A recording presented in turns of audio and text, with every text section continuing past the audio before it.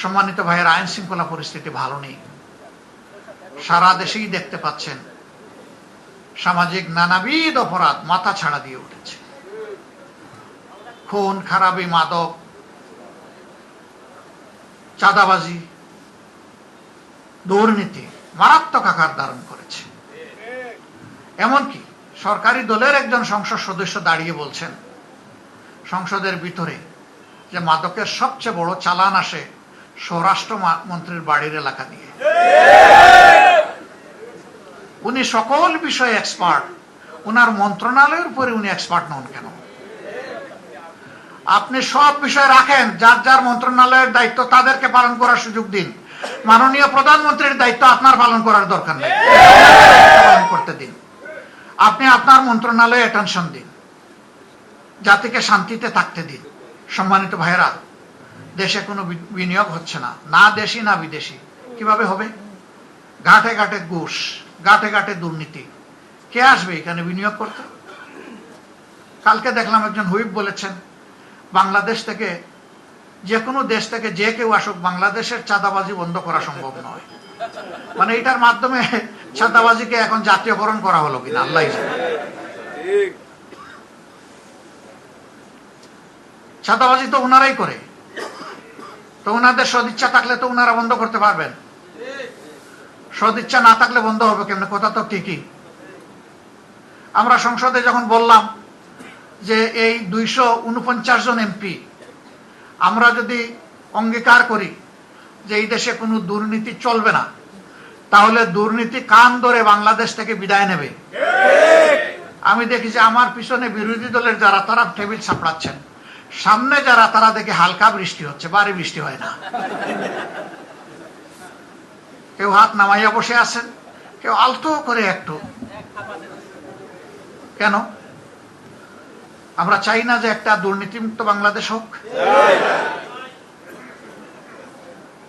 তো যদি এটা আমরা চাই, তাইলে আমরা কেন একসাথে আওয়াজ তুলতে পারলাম না যে ইনশাআল্লাহ আমরা দুর্নীতির কান মলিয়ে বাংলাদেশ থেকে বিদায় করে দেব?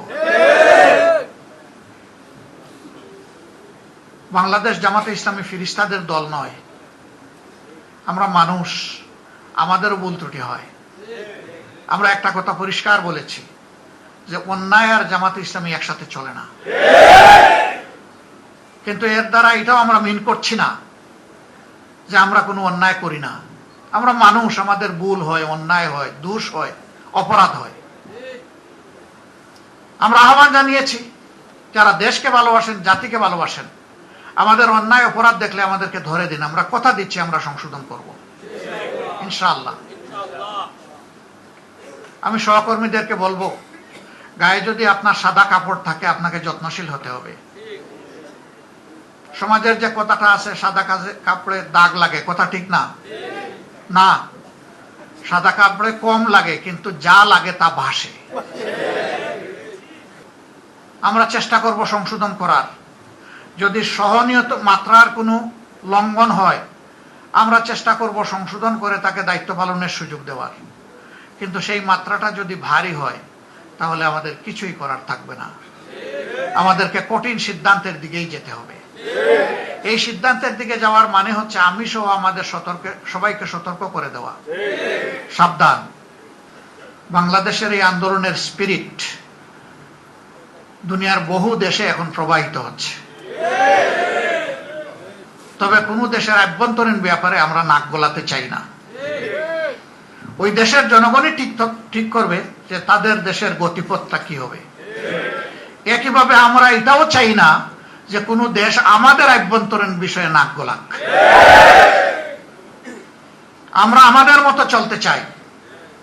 আমাদের একটা স্বাধীন পররাষ্ট্রনীতি থাকবে। এই জাতি মাথা উঁচু করে দাঁড়াবে। এই জাতি বিশ্ব সম্প্রদায়ের সাথে সম্প্রীতি রক্ষা করে চলবে। প্রতিবেশীদের দিকে শ্রদ্ধার সাথে নজর রাখবে। কিন্তু প্রতিবেশীদেরও দায়িত্ব হবে আমাদেরকে সম্মান করা। এই সম্মান এবং সমতার ভিত্তিতে আমরা আমাদের পররাষ্ট্রনীতি যেটা আছে এটা দেখতে চাই যে পরিচালিত হচ্ছে। সীমান্তে যে বাড়াবাড়ি করে আমাদের প্রতিবেশীরা, আমরা তাদেরকে অনুরোধ করব, শান্তিতে আপনারাও থাকুন, শান্তিতে আমাদেরকেও থাকতে দিন। আমাদের শান্তি বিঘ্নিত হলে আপনারাও শান্তিতে থাকতে পারবেন না। আমরা উভয়ে শান্তিতে থাকতে চাই। আমরা তো কারো ব্যাপারে নাক গলাই না, হাত বাড়াই না, তাহলে আমাদের ব্যাপারে কেন নাক গলাবেন, হাত বাড়াবেন? আমরা এই দেশে কোনো সাম্প্রদায়িক অপকর্ম দেখতে চাই না। আমরা দেখতে চাই যে যে ধর্মেই বিশ্বাসী হোক, তারা সবাই মিলেই বাংলাদেশে।